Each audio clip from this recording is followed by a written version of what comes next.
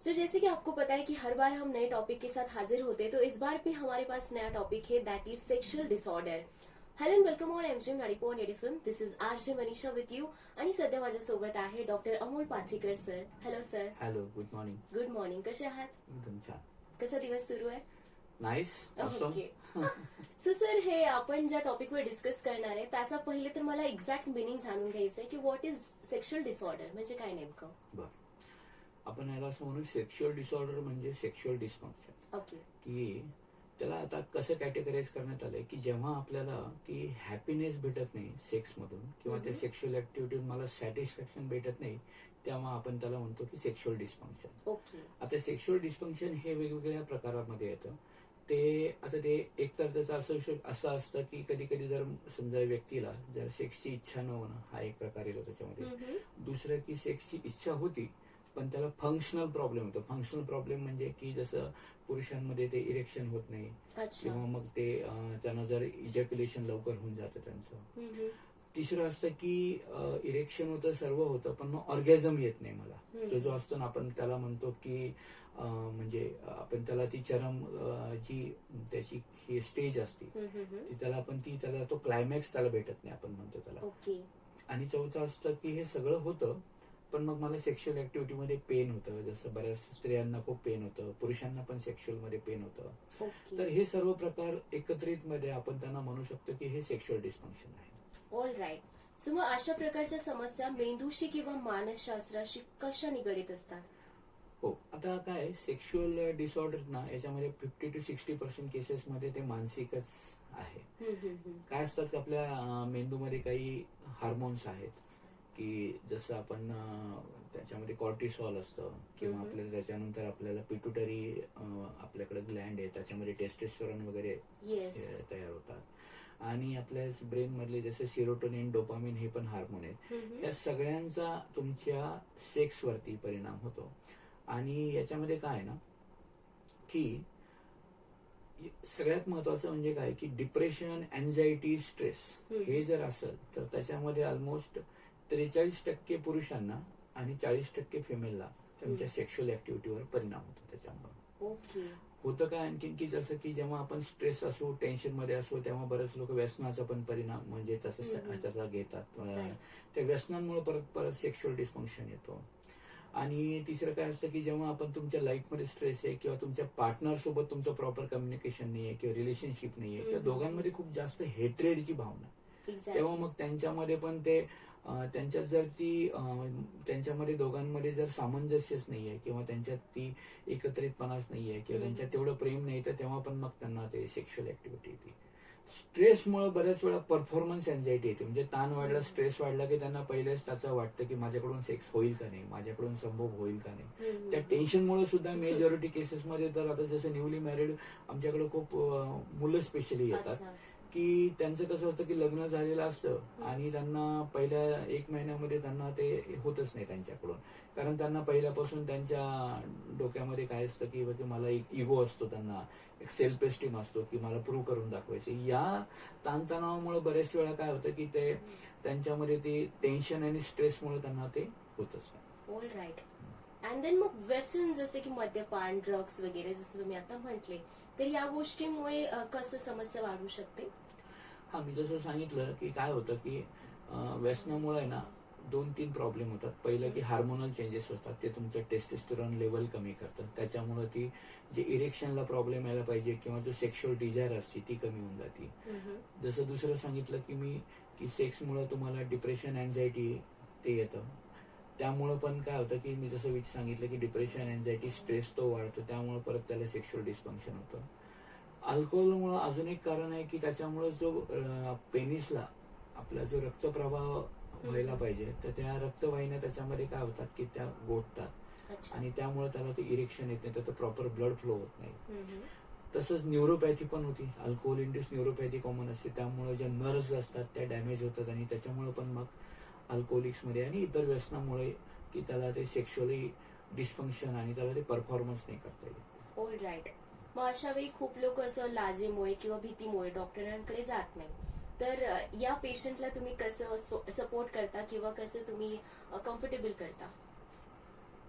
आता ह्याच्यात काय की बरोबर आहे. आता आपल्याकडं ऑलरेडी की थोडंसं एक सोशल आपलं स्ट्रक्चर असं आहे समाजामध्ये की त्याला की हे सेक्स ही खूप प्रायव्हेट गोष्ट आहे आणि Right. त्याच्यामध्ये काय की बऱ्याचशा आपल्याला एक रिलिजियस बिलीफ पण आहे की ते आपल्या याच्यामध्ये की हे चांगलं नाहीये, हे वाईट आहे, अशा गोष्टी त्याच्याकडे बघितलं जातं. तर याच्यात सगळ्यात प्रथम काय की व्यक्ती जेव्हा सेक्शुअल डिस्फंक्शननी येतो तेव्हा त्याला पहिले तर प्रायव्हसी दिली जाते.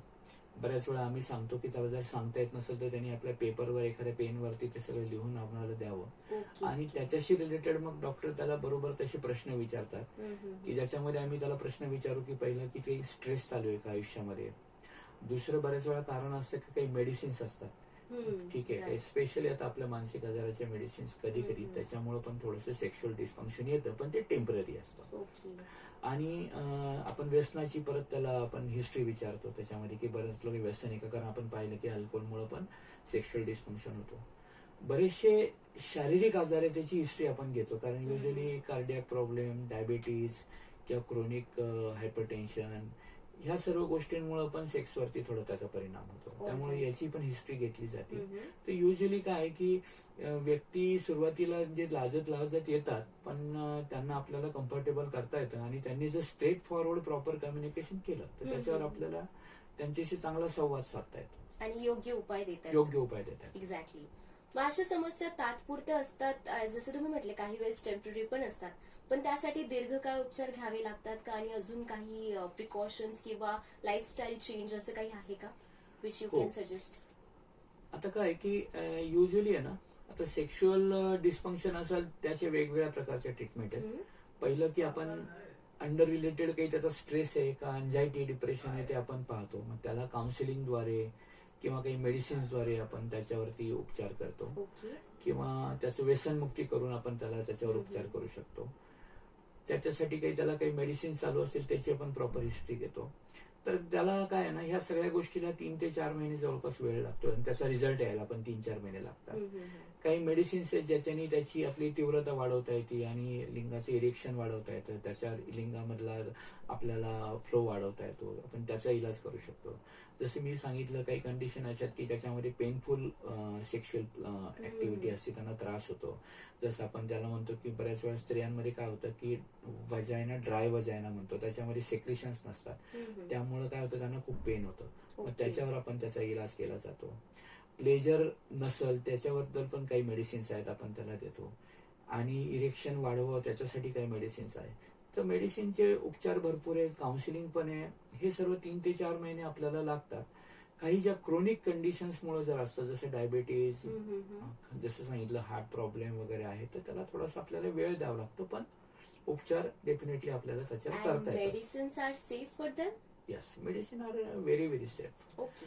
फक्त काय असतं आता त्याच्यामध्ये काही मेडिसिन्स आहेत ना, त्याच्यात आपण एज फॅक्टर बघतो. काही सेक्शुअल मेडिसिन्स काय करतात की ओव्हर द काउंटर काही लोक बाहेरच्या बाहेर घेऊन टाकतात. तसं नाही करायला पाहिजे. माझं म्हणणं आहे की ते डॉक्टरांशी तुम्ही प्रॉपर कन्सल्ट करून मेडिसिन घ्यावं, कारण काही गोळ्यांचे ओव्हरडोस झाला तर त्याचा साईड इफेक्ट असतो. युजली परत काही सेक्शुअल मेडिसिन आपण वयाच्या 50-55 वर्षाच्या नंतर किंवा 60 वर्षाच्या व्यक्तीला थोडं आपण कधी कधी टाळतो, कारण काय होतं त्याच्याने की काही हार्ट रेट वाढणं, ब्लड प्रेशर वाढणं, हे काही गोळ्या औषधांमुळे होऊ शकतं.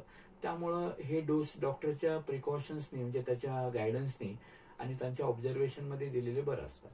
आता याच्यात आपण जसं तुम्ही विचारलं मला की मग आता ह्या सगळ्या गोळ्या, औषधं, काउन्सिलिंग याच्याबद्दल त्याच्यासोबत आपल्याला काही लाईफस्टाईल पण आहेत.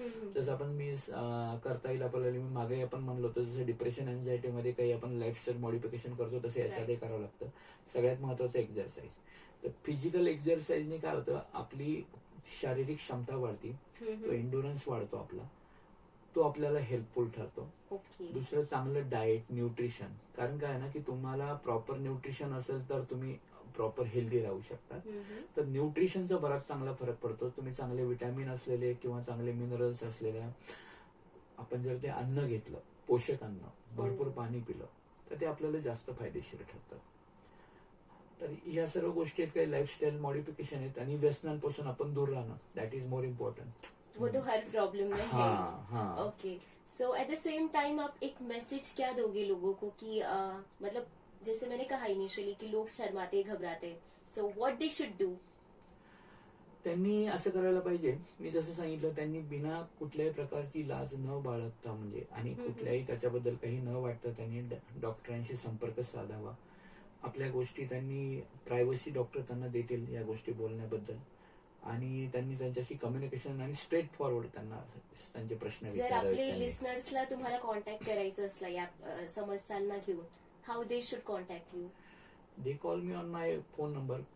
माझा फोन नंबर मी देऊ शकतो. वेबसाईट काही? हा, माझा हॉस्पिटलचा फोन नंबर आहे, पण वेबसाईट पेक्षा मी माझ्या नंबरवर जरी तुम्ही दिले तरी त्यांना मी गाईड करू शकतो. आणि जरी हे प्रायव्हसी असलं पण त्याच्यावर ट्रीटमेंट आहे, इलाज आहे. तुम्ही जर प्रॉपरली डॉक्टरांची हेल्प घेतली तर त्याच्यावर आपल्याला तो प्रॉब्लेम सॉल्व्ह करता येतो. दुसरे खूप लोकांचा खूप गैरसमज असतो, मी अजून एक सांगायचं राहील आपल्याला, की त्याच्यात काय होतं, स्पेशली पुरुषांना, त्यांना तो खूप सेल्फ एस्टीमचा प्रश्न वाटतो. मग ते आपल्या पार्टनर सोबत डिस्कस करत नाही. किंवा स्त्रियांना पण तर वाटतं की मी कसं सांगू, हा माझा प्रॉब्लेम, मला त्रास होतो. तर मी त्यांना म्हणाल की आपल्या पार्टनर सोबत तुम्ही हे प्रॉपर डिस्कस करा.